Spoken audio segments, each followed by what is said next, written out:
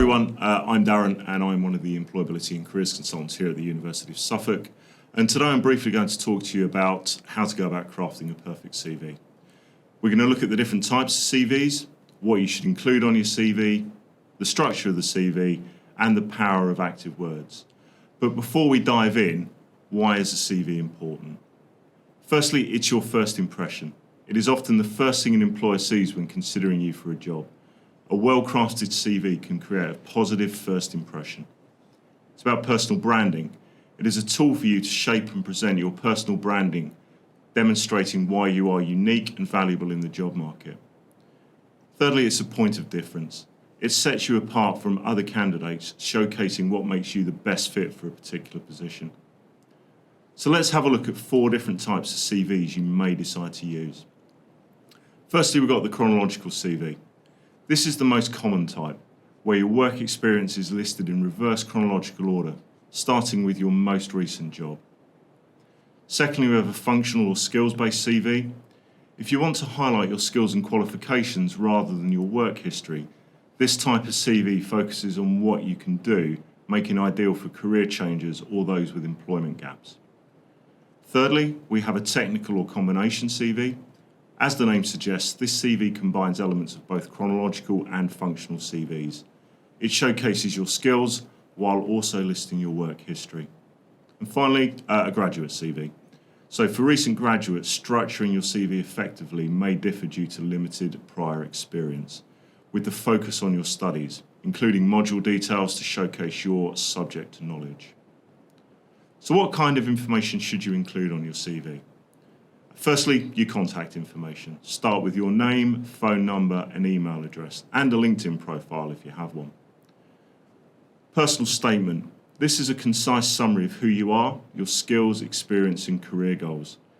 If you've opted for a graduate CV, you can leverage your academic background in the personal statement, highlighting the value of your education.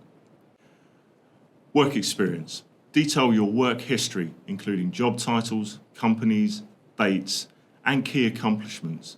Voluntary and unpaid work does count. Education. List your educational background, including institutions attended, qualifications, dates. Depending on the role the CV is for, it may be worth including key modules from your degree and your dissertation subject area. Skills. Within your work experience and education sections, highlight your relevant skills, such as technical abilities and soft skills that the role the CV is for is asking for.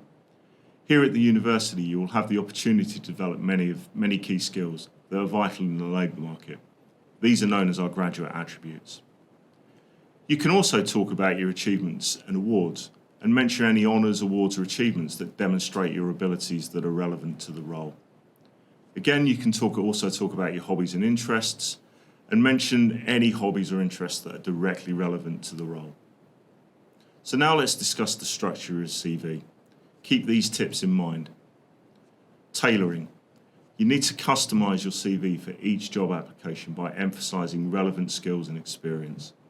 Always link these back to the key skills the employer is asking for in the job description of the role you are applying for. Clarity. Use clear headings and bullet points for easy readability and to tell a story of where you have used the skills the employer is looking for.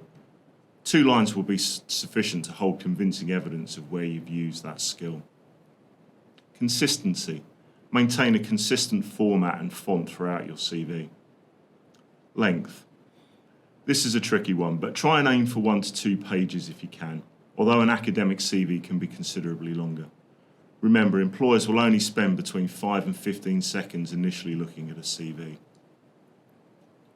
One key secret to making your CV stand out is using action words or verbs. Instead of saying you assisted with projects, say you managed projects. So let's look at some examples of what I mean here. Managed. It conveys leadership and responsibility. Developed. Again, it shows your ability to create and innovate.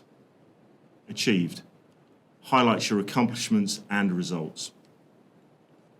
So as we wrap up today, remember that your CV is your first impression to potential employers. It is the bridge between where you are now and where you want to be. It showcases your skills and strengths to any potential employer. And speaking of skills and strengths, We have an exciting workshop coming up that will help you identify your own personal skills and strengths. And don't worry if you can't make this one, the workshop will be running again during the academic year.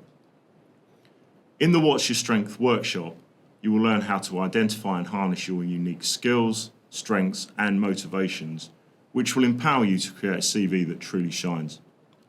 So mark your calendars and invest in your future. But don't worry if you can't make this date. As I said, the workshops will run again during the year.